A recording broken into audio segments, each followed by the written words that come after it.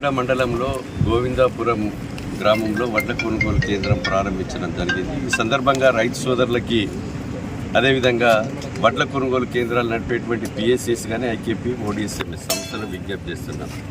రైతు సోదరులు తాలు లేకుండా మ్యాచర్ 17 వచ్చే విధంగా తేవాలి వడ్ల కొనుగోలు కేంద్రానికి.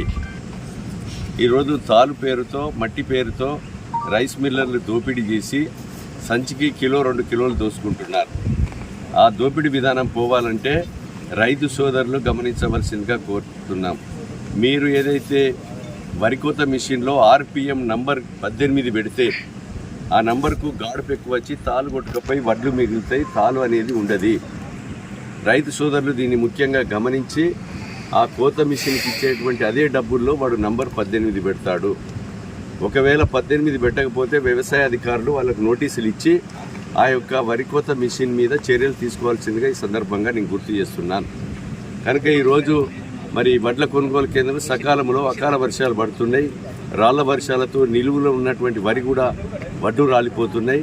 కనుక రైతును ఎవరైనా ఇబ్బంది పాలు చేస్తే ట్రాన్స్పోర్ట్ లారీ రాకున్నా రైస్ మిల్లర్ ఇబ్బంది పెట్టినా కఠినమైన చర్యలు ఉంటాయి. వడ్ల కొనుగోలు కేంద్రం నడిపేటువంటి వాళ్ళకు విజ్ఞప్తి చేస్తున్నాం. ట్యాబ్లో ఎంట్రీ చేసి రైతుకు ట్రక్ షీట్ రిసీట్ ఇస్తే రైతు ఇంటికి వెళ్ళిపోవచ్చు. రైతు బాధ్యత అయిపోతుంది. మిగతా అంతా కూడా ఏదైతే సంస్థలు నడుపుతున్నాయో పిఎస్సిస్లు కానీ ఐకేపీలు కానీ ఇంకా ఇతర సంస్థలు కానీ వాళ్ళే పూర్తి బాధ్యత వహించాలి. రైతుకి ఎలాంటి ఇబ్బంది లేదు. ఇది గమనించవలసిందిగా విజ్ఞప్తి చేస్తున్నాం.